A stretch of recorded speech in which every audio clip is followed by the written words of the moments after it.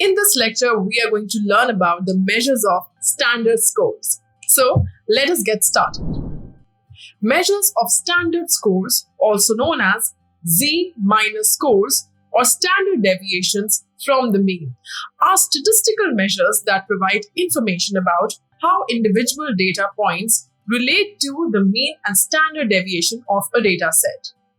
They indicate the number of standard deviations a particular data point is away from the mean. The formula to calculate the Z-score for a specific data point is on your screen.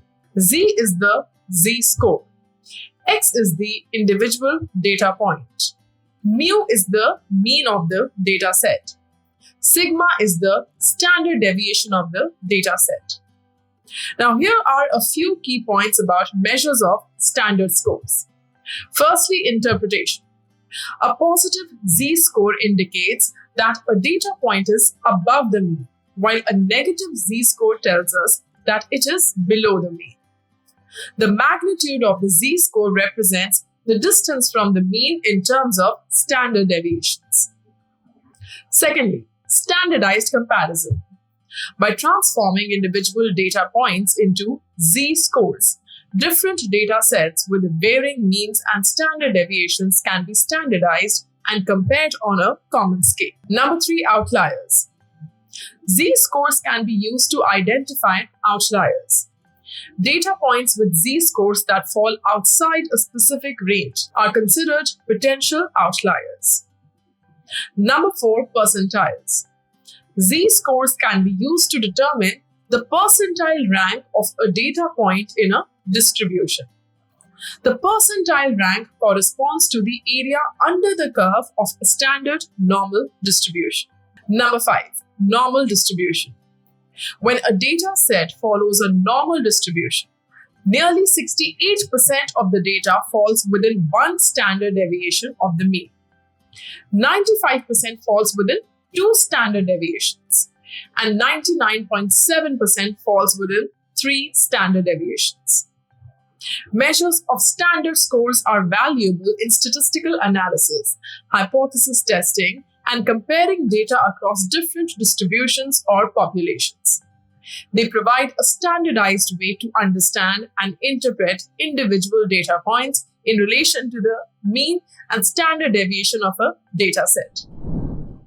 To calculate standard scores, also known as Z-scores, on employee data in Python, you can utilize the scipy.stats module from the scipy library.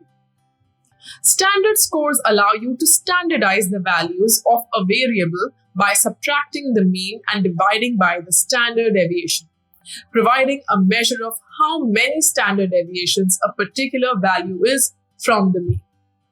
Now, here is an example of how to calculate standard scores on the employee data. In this example, we use stats.zscore function from the scipy.stats module to calculate the z-scores for the monthly income column in a data frame. The z-scores provide a standardized measure of how each salary value deviates from the mean, indicating its relative position within the data set. After executing the code, you can see that the output has provided us with the z-scores of the monthly income data.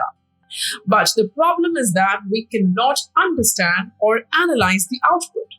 So, let us visualize the data using the line plot and analyze the output. The resulting standard scores represent the number of standard deviations each salary value is away from the mean.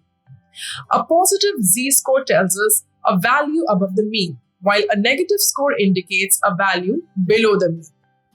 A z-score of 0 corresponds to a value equal to the mean. By calculating standard scores, you can standardize the employee salary data and compare the relative position of each salary value within the distribution. This allows you to identify values that are particularly high or low compared to the average salary. I hope you understood how we can utilize the concept of z-scores to understand the distribution of the data in a much more informed way. And with this, we have reached the end of our lecture.